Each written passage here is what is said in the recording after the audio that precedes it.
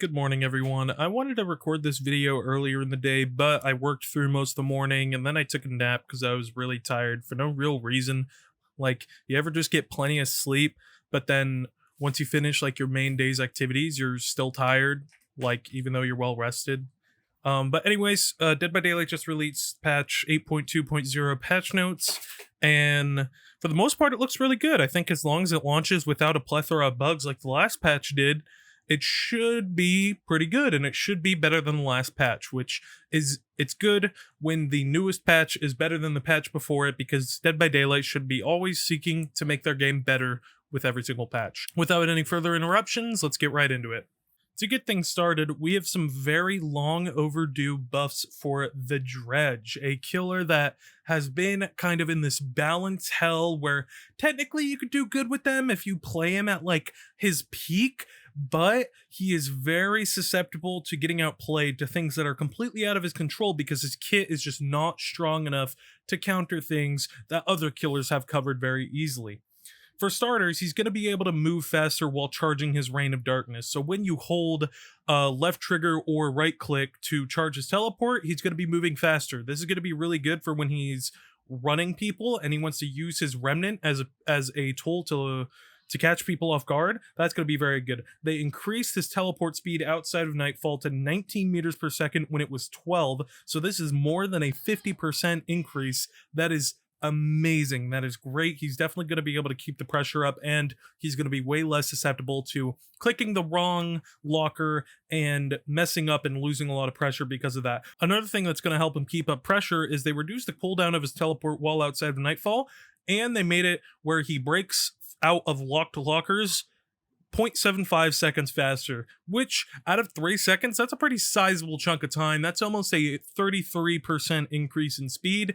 Very good. I think that's actually a 25% increase in speed, if I'm not mistaken. And then they made it where his Nightfall charges faster. They gave him Malthinker's Skull base kit pretty much, and they also made him quieter, which is amazing because it has been kind of a joke that part of Dredge's base kit makes him undetectable and is supposed to make him harder to find, but he's just so loud, constantly making these little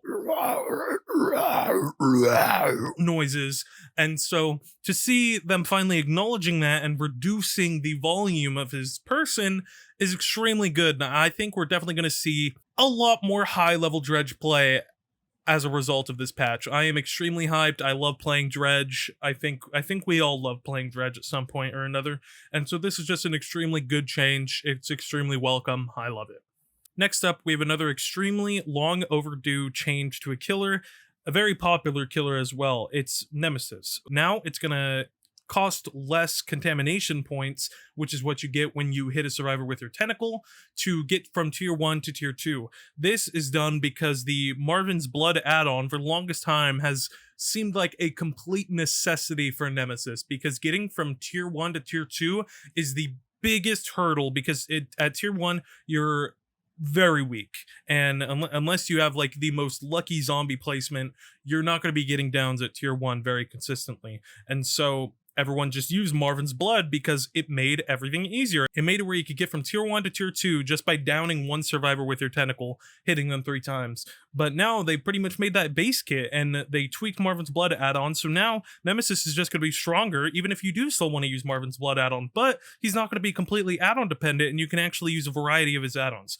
Now, one thing that is missing here is they didn't tweak any of the useless add-ons, like Jill's Sandwich or something else. Nemesis's add-ons are so like forgetful sometimes, I can't even think of any of them off the top of my head. Another thing they did is they increased the hindered penalty when infecting a survivor to 2 seconds, when before it was only like a fourth of a second, and that quite literally saved you like microscopic amounts of distance. Like, this was completely useless, and the Liquor Tongue add-on saved you an even smaller amount of distance. And so seeing them finally acknowledging this, it is extremely long overdue, but at least they acknowledged it. That's all you can really ask of the devs at this point.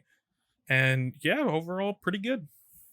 All right, another quick little change they did was a buff for the doctor. They reduced the static blast cooldown to 30 seconds if you do not detect any survivors. Static blast is not his main power, obviously. It doesn't have a 30-second cooldown. It's the one where he does the big circle around him and it takes up his entire tear radius.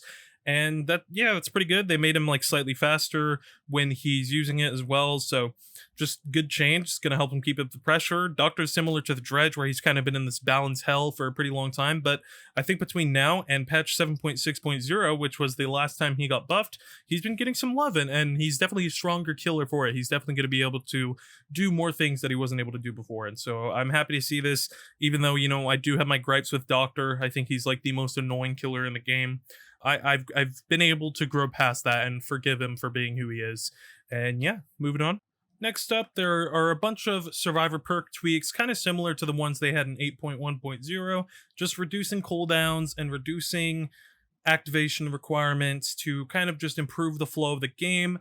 We have Blast Mine, Wiretap, Chemical Trap, Mirrored Illusion, Diversion, and Flashbang all had their activation requirements reduced by about 10% or so, except for Chemical Trap and Mirrored Illusion, whose both went down from 50% to 20%, but had their duration reduced as a trade-off. And then you have the cooldown of Dance With Me and Deception reduced to 20 seconds instead of 40 seconds, so that is a 50% reduction. It's not bad at all, They didn't change any killer perks, but I think they got most of the good changes out of the way last patch, and it kind of makes me wonder what they're doing. Like, I really have to think what their workflow is, because they're tackling these perks that have been in this state for quite some time, obviously, except for Mirrored Illusion. It was just added recently, but they're tackling these perks that have been like this for quite some time, so they've probably been sitting on these changes for quite some time as well. So what was stopping them from just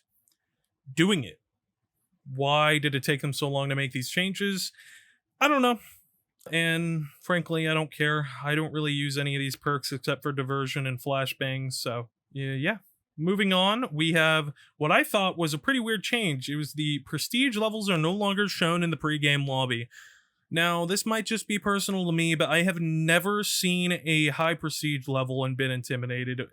Actually, when I see someone that's prestige 100, the majority of the time, I'm just going to assume that they're worse at the game, because I don't know, it's just my experience.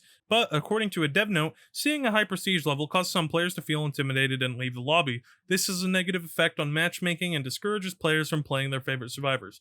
So initially, when reading this, I thought that instead of prioritizing game balance, they were prioritizing the players' feelings, which once again threw me for a loop, thinking, what is their design philosophy? Genuinely, what are they trying to achieve? Are they trying to achieve a good balanced PvP game, or are they just, do they just want people to log on and look at the store and log off? But they explain pretty well. It affects matchmaking negatively and discourages players from playing their favorite survivors. So that's pretty good. But if they're going to change the prestige level displaying, why not make it where you can't see survivors' cosmetics in the game? Because I feel like that could have a similar effect. Like, what if someone sees a brand new cosmetic survivor and someone who doesn't have a lot of experience in the game is like, oh, they just bought a new cosmetic, that must mean they're good, when truly a cosmetic does not display your skill, and your prestige level does not display your skill. I think this is just a community thing, and the community's misconception that prestige equals skill, or your rank equals your skill, or things like that.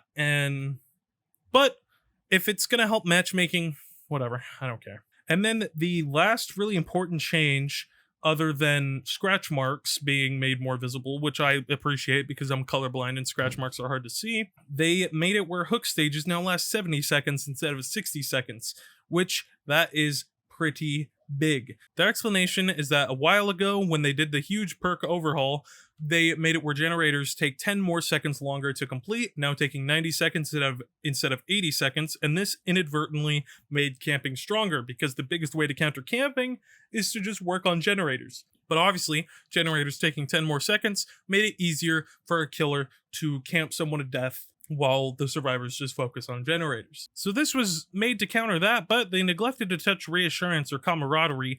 And I think that's bad, because we're going to end up in situations where survivors can sit on the hook for like 3 minutes, which that's pretty crazy.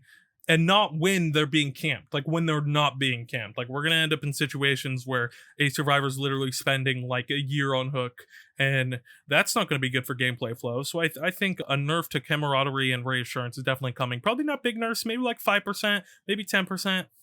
Just shave a couple seconds off there to balance things out. And yeah, and the last thing, quick little thing, is they changed Midwich, where now every single corner will have some type of staircase to make the map way easier to traverse for both killer and survivor. And they also altered the layout of exit gates and hallways to reduce visibility so that you can't just stand in the center of the map and defend both gates effortlessly, and to make it where you don't just have a straight line of visibility along hallways. You're gonna have to actually move to get information. So I think they're trying to streamline the design of Midwich Elementary so that it's not just like a sore thumb sticking out, being one of the weirdest, most unique map designs, but like not the good unique, like the weird unique, like, oh, we don't talk about that guy. Yeah, and I mean, until next time, that's about it.